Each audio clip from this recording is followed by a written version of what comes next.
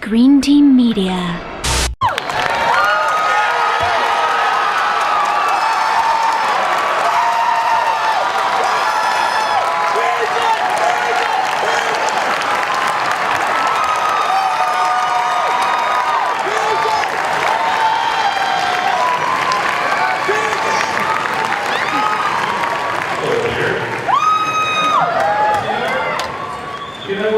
Spielberg pirated that test because that was supposed to be destroyed 6 years ago. Yeah. That was when Stephen saw that plonker on screen that he decided this film could never be live action. Ladies and gentlemen, Peter Jackson, obviously, welcome to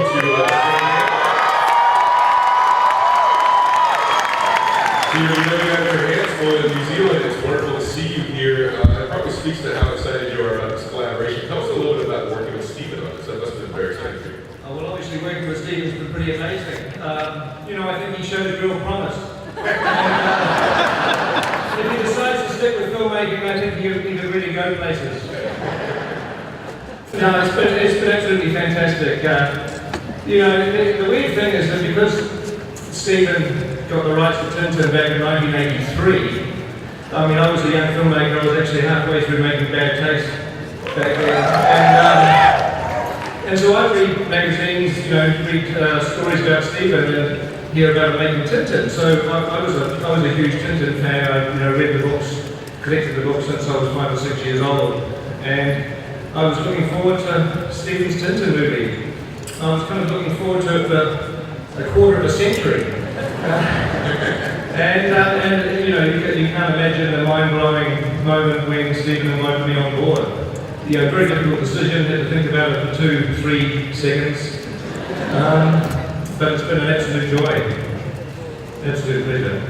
In a sense, what really drawn to us on this is we come at it different ways. Peter learned how almost to reading TinTin when he was a little boy, and I came at it as an adult. From the story I just told you, but in the sense, we're both TinTin fans, and that's the reason we collaborated with this from the very beginning.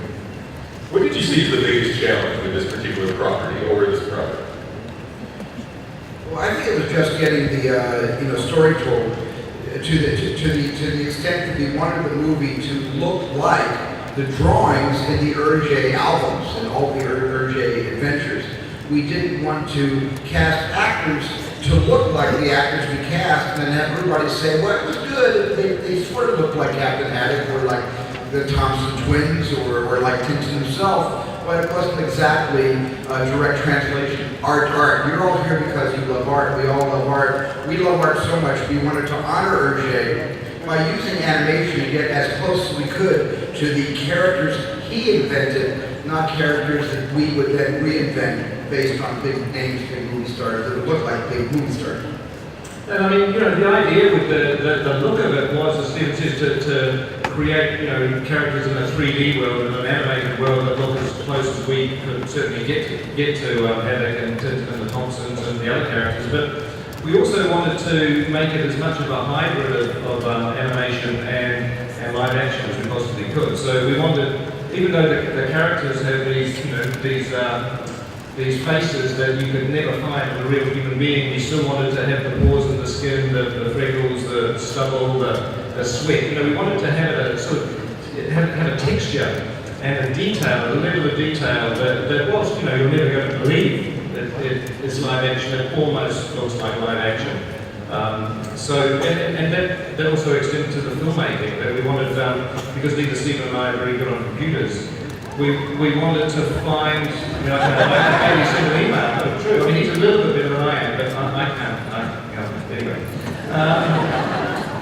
We wanted to create a version of animation and motion capture that allowed the filmmaker, that Stephen, to step inside this sort of virtual world that we created with the characters, with the locations and the sets, which were all built over a 2 or 3 year period ahead of the actual shoot.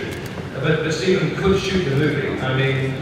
There's a lot talked about animation, motion capture, but this is like a hybrid where Stephen had a virtual camera and was able to step in and film it almost as if it's a live action film. And just as a fan of Stephen's work, one of the things about TinTin that I'm always excited about whenever I see the movie in its different stages, is that it's a film that Steven personally shot. I mean, he had the camera in his hand the whole time. And so it was almost like shooting the 8mm films. It was the closest experience to, because I had to do, I think, because it was it's like a PlayStation game controller with a 6-inch color monitor in between. And you're all completely up to date about this technology, but you look up and you see actors in motion capture suits in a white basketball court we call the volume. But I would look down into the monitor, and there would be the characters, the actual, real time TinTin, not fully animated, that will give you a little sample in a few minutes, but enough that I could actually be in the world of TinTin, getting all of my shots and planning all of my angles. You said, I saw you quoted maybe almost a year ago saying that this movie made you feel more like a painter than you had ever felt, and that speaks to that sort of the technology still in the filmmaking process. It does, because one person can do the lighting, can push the camera, can be the electrician, the dolly grip, can tweak the makeup, the hair. It really is more, it gets, even though there's hundreds of animators that have to animate, 5 hours to animate every single frame of this film, still putting together the story and putting together the actual performance capture, you do a lot of jobs at the same time, which I normally do through very, very talented, 50 to 100 to 200, people on our crew. But this is much more of a direct to canvas art form, I found. Steven Spielberg, dolly grip. So Peter, one of the things that you were talking about TinTin earlier when we were chatting about it was that it means different things to different readers at different ages. That was very interesting. Some of the nuances and layers. Can you talk a bit about that?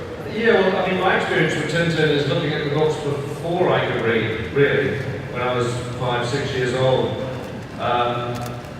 And then, you look at the pictures, you can follow the stories, because Hergé designed these books often like storyboards. I mean, they're almost like silent movies, although once you do learn to read, you start to realize how anarchic some of the characters are and how exciting the stories are. But I looked at TinTin when I was young as the older brother I never had, and having the adventures that I dreamt of having, but part of me didn't want to get shot at or have to get chased by bad guys. So it has that that wonderful escapist quality. But then as you get older and you look at the books as an adult, there's layers of social statement that Hergé was making, because he wrote these books between 1927, 28, and right into the 1980s. And so that's, those decades, a lot happened in the world, and especially in Hergé's life,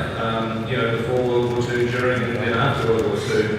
And you start to appreciate the world that he was living in, and the satire and the parody that he was putting into, and some serious statements as well. But also you recognise the influences that he was under, because there's definitely a love of Hollywood adventure films in those stories. And there's silent movies, Buster Keaton, Charlie Chaplin.